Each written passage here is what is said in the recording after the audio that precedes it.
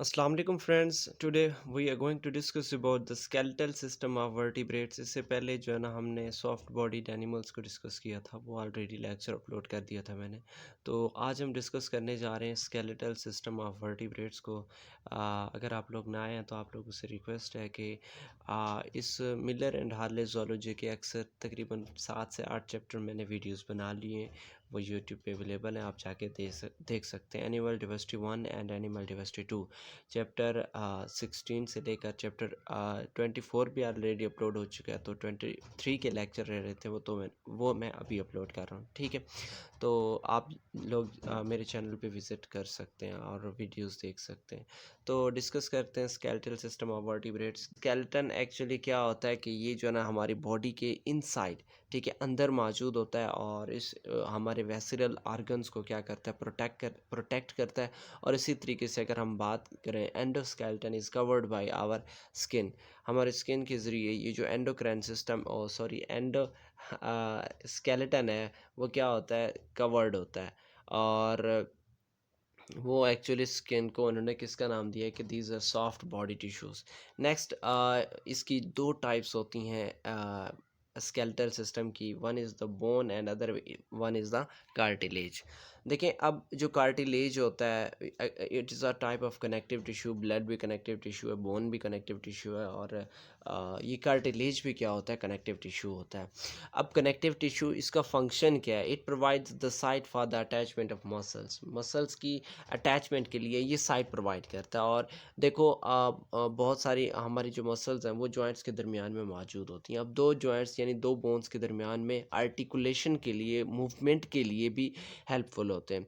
और इसका एक ही और काम होता है कि ये मस्कुलर कंट्रैक्शन प्रोवाइड करता है from from one part of the body to the other part of the body. तीन फंक्शंस यहाँ डिस्क्राइब किए गए हैं। पहला ये क्या है कि provide site for the attachment of muscles. Next point क्या है कि aids in the movement of joints पे मूवमेंट में ये हेल्पफुल होता है। और थर्ड पॉइंट क्या है कि ये मस्कुलर कंट्रैक्शन के दौरान इंफॉर्मेशन को प्रोवाइड भी सपोर्ट करता है और फोर्स को ट्रांसमिट करता है from one part of the body to the other part of the body. और उसके अलावा कनेक्टिव टिश्यू, ये जो कार्टिलेज है, इसके लिविंग सेल्स को हम किसका नाम देते हैं, कॉन्ड्रोसाइट्स का नाम देते हैं। और उसके अलावा इसमें फाइबर्स भी मौजूद होते हैं और सेलुलर मैट्रिक्स भी मौजूद होता है। देखा जाए तो कार्टिलेज की तीन टाइप्स होती हैं, हाइलेन कार्टिलेज, फैब्रो कार्टिलेज, और एक और कार्टिलेज है, मुझे याद नहीं आ रहा, ठीक है। तो ये डिफरेंट टाइप्स ऑफ कार्टिलेज हैं। आप अपने ईयर की बात करने, आपकी जो ईयर है वो कार्टिलेज की बनी हुई है। आपकी नोज़ का जो फ्रंट रीजन है वो भी किसका बना हुआ है, कार्टिलेज का बना हुआ है, ओके।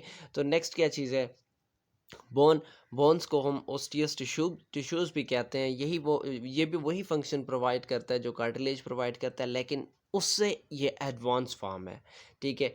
ये क्या है, एडवांस फॉर्म है। ये वही, of course it provides the point for the attachment of muscles as well as the transmit the force of muscular contraction, as well as it protects the internal organ. हमारी body के अंदर जो visceral organs होती हैं, जैसे kidney, heart, lungs, etcetera, whatever, तो जितने भी अंदर मौजूद होते हैं वो सारे उन तमाम आर्गन्स को क्या करता है कि ये प्रोटेक्शन प्रोवाइड करता है। नेक्स्ट ये है कि हमारी बोन्स के अंदर कैल्शियम की स्टोरेज होती है। आपने अक्सर पढ़ा होगा कि विटामिन डी की कमी की वजह से हमारी बोन्स वीक हो जाती हैं, रिकेट्स हो जाती है, ओस्टियोकैल्सीमिया हो जाती है, सॉरी, ओस्टियोमलेसिया हो जाता है।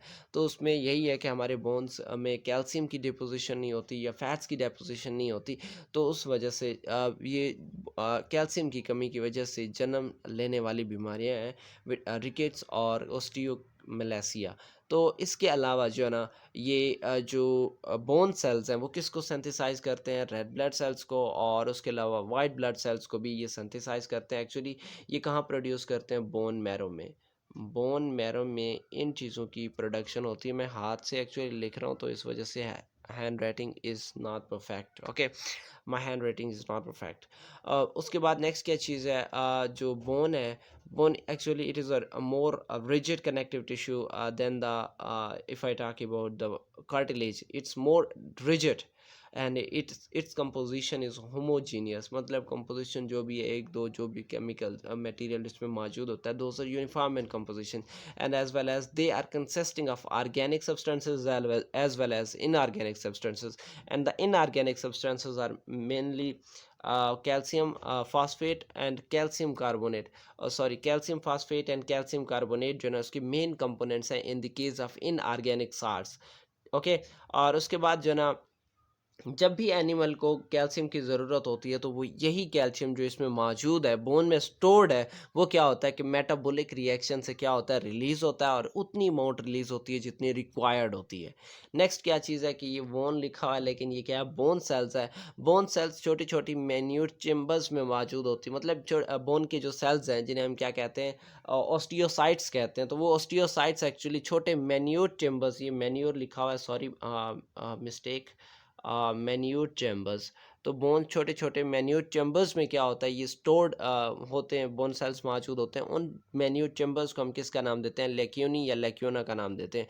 और यही वो ऐसा समझ लो कि ये लेक्यूना है, मतलब ये एक सेंट्रल कनाल है, ओस्टियोनिक कनाल है, और इसके इर्द-गिर्द जो है ना रिंग्स की फॉर्म में क्या मौजूद हैं, ये बोन्स मौजूद हैं, ओस्टियोसाइट्स मौजूद हैं। और उस चैम्बर को हम किसका नाम देते हैं, लेक्यूना का नाम देते हैं। These canal communicate with the communicate with the nearby cells by the means of cellular process, small channels called canaliculli. Canaliculli वो छोटे छोटे सेलुलर प्रोसीजर्स होती हैं, स्मॉल चैनल्स होती हैं, जिनके ज़रिए क्या करते हैं, हमारे जो ये ऑस्टियोनिक कनाल्स हैं वो एक दूसरे के साथ कनेक्टेड होती हैं। नेक्स्ट क्या चीज़ है, ये देखें, ऊपर से आपको ये साइड पे ओस्टियन नज़र आएगा सेंटर में, और ये ओस्टियोनिक कनाल है, ये वाली सेंटर में ये।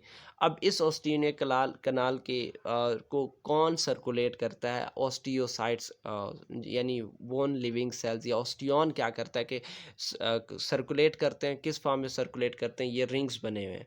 तो इनको सेंट्रल रिंग्स, कोसेंट्रिक रिंग्स बोलते हैं, कि ये रिंग्स की फॉर्म में क्या करते हैं कि जो ओस्टियोनिक कनाल है उसको क्या करती हैं, उसको सराउंड करती हैं। और उसके बाद जो ना हमने बात की थी कि ये जो बोन्स के सेल्स हैं, ये स्पेशल चैनल्स के ज़रिए, कम्युनिकेटिंग कनाल के ज़रिए एक दूसरे के साथ कनेक्ट होते हैं। उसे हम किसका नाम देते हैं, कनालिकुली या कैनालिकुलस, ठीक है। और उसके बाद ये देखें, ये जो है ना वो मैट्रिक्स है, मतलब लेक्यूना है, उस लेक्यूना के अंदर क्या मौजूद होती हैं, ओस्टियोसाइट्स मौजूद होती हैं। अंदर की तरफ क्या होता है, कम्पैक्ट बोन होता है, और बाहर की तरफ क्या मौजूद होता है, स्पॉन्जी बोन मौजूद होता है। और स्पॉन्जी बोन, सॉरी, बाहर की तरफ कम्पैक्ट बोन मौजूद होता है, और अंदर की तरफ क्या मौजूद होता है, स्पॉन्जी बोन मौजूद होता है। और स्पॉन्जी बोन वेरी पोरस होता है, इसके अंदर ब्लड सेल्स मौजूद होती हैं। ये देख लें, सेंटर में क्या होता है, ये स्पॉन्जी बोन होता है, और ये बाहर की तरफ क्या नज़र आ रहा है आपको, कम्पैक्ट बोन नज़र आ रहा है। तो नेक्स्ट क्या चीज़ है, स्केलेटन ऑफ फिशेस के अंदर स्केलेटन कैसे होती है, both cartilage and bony and skeleton first appeared in the vertebrates. देखो जितनी भी वर्टिब्रेट्स हैं उनमें ही एक्चुअली जो कार्टिलेज एंडोस्केलेटन है वो इंट्रोड्यूस हुआ है, या फिर मैं कह दूँ कि कार्टिलेज और जो बोन है वो सिर्फ और सिर्फ वर्टिब्रा में क्या हुई हैं, इंट्रोड्यूस हुई हैं। और अगर वर्टिब्रेट्स में, और वर्टिब्रा अगर हम देखें तो वो एक्चुअली उसकी ओरिजिन बोन से होती है। तो बोनी एंडोस्केलेटन, जितने भी ऑर्गेनिज्म जिनमें बोन्स मौजूद है तो उनमें वर्टिब्रा भी मौजूद है। ओके। अब नेक्स्ट क्या चीज़ है, आपको पता है कि भाई जो फिशेज़ हैं वो वाटर में रहती थी। अब वाटर आपको पता है कि ये बयोंसी प्रोवाइड करता है, कि जिसमें जो एक्वेटिक एनिमल्स हैं, फिश वगैरह, तो ये तैरते रहते हैं।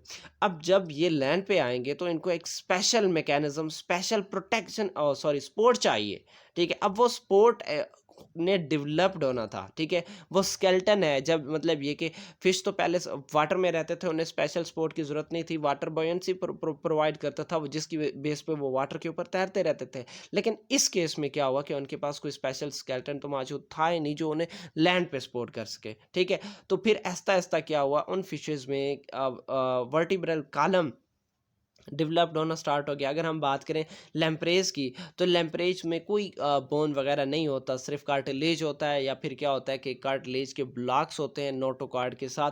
और हैग फिशेस के पास भी कोई कार्टिलेज, मतलब बोन वगैरह मौजूद नहीं होता। और जा फिशेस के पास एक्सोस्केलेटन होता है। अब जा फिशेस की बात हो रही है। अब जा फिशेस में क्या कह रहे हैं कि जो एक्सेल स्केलेटन होता है, जा फिशेस में क्या होता है, एक्सेल स्केलेटन होता है, और उसका क्या फंक्शन है, because it forms forms the longitudinal axis of the body.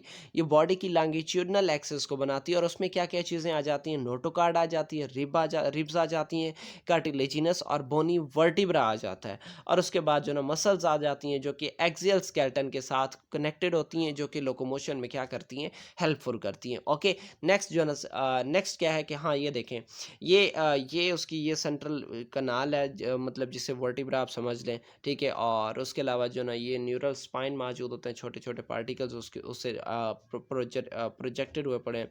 और ये इसकी कौन सी है कि ये डॉर्सल रिब, ये ऊपर वाली एक्चुअली वो डॉर्सल रिब होती है, नीचे वाले जो रिब्स हैं ये वेंट्रल रिब्स होती हैं। और इसकी जो ये फिन्स होती है ये पेल्विक फिन्स, और फ्रंट वाले जो साइड्स होती हैं ये वाली, मतलब फिश में दो तरह की फिन्स होती हैं, एक ये वाली और एक ये वाली। अब जो ये वाली है ये क्या है, पेक्टोरल फिन है, और ये कौन सी है, पेल्विक फिन है। और मैं आपको कहूँगा कि मैंने यही फिशेस वाला जो चैप्टर है इसके सारे लेक्चर्स ऑलरेडी अपलोड कर दिए थे। और वो लेक्चर्स तो मैंने वाइट बोर्ड पे बनाए थे, क्योंकि मैं ऐसी जगह पे आ गया हूँ जहाँ मेरा सिस्टम ये अरेंज नहीं हो पा रहा है इस्लामाबाद में। तो मैं इस वजह से जो ना उनको मतलब वो नहीं कर पा रहा, वीडियो लेक्चर्स मतलब वाइट बोर्ड पे नहीं बना पा रहा। तो मैंने इस वजह से जो ना मैंने कहा मैं मेरी एक यही ख्वाहिश है कि मैं मिलर एंड हार्ले ज़ूलॉजी के तमाम लेक्चर्स अपलोड करूँ, जितने भी 40 उसके चैप्टर हैं, तो सारे चैप्टर्स के lecture one by one upload करूँ। जैसे जैसे मुझे टाइम मिलता जा रहा है मैं कोशिश यही करता जा रहा हूँ कि मैं सबके लेक्चर्स क्या कर दूँ, अपलोड कर दूँ। ओके, तो आप लोग जाके इस चैप्टर के मेरे ख्याल से चैप्टर 18 है फिशेस वाला, तो आप जाके उसके लेक्चर्स देख लीजिएगा। ओके, नेक्स्ट क्या चीज़ है, टेट्रापोड्स। टेट्रापोड्स आपको पता है कि चार टांगों वाले ये लैंड पे चलते हैं। और उनमें टेट्रापोड्स में जो मेन फर्स्ट ऑर्गेनिज्म थे वो एम्फीबियंस थे। एम्फीबियंस एक्चुअली वो ऑर्गेनिज्म है जो जिनकी रिप्लेसमेंट होती है लैंड पे एज वेल एज वाटर पे। अब वाटर पे क्यों जाते हैं, क्योंकि वो रिप्रोडक्शन करने के लिए कहाँ किस तरफ मूव करते हैं, वाटर की तरफ मूव करते हैं, अदरवाइज वो लैंड पे रहते हैं। आई एम सॉरी, मैं हाथ से सॉरी वो लिख रहा हूँ, तो इस मोबाइल की स्क्रीन थोड़ी छोटी है, मतलब इतनी बड़ी नहीं होती जिसकी बेस पे सही से मैं लिख पाऊँ, ठीक है। ओके, तो नेक्स्ट क्या चीज़ है, मैं ये बात कर रहा था कि जो एम्फीबियंस हैं वो वाटर से एक्वेटिक मीडियम से किस में आई हैं, लैंड पे आई हैं। तो इस वजह से उनको ज़्यादा सपोर्ट की ज़रूरत थी, उनको स्केलेटन की ज़रूरत थी जो उनको सही से सपोर्ट प्रोवाइड करे।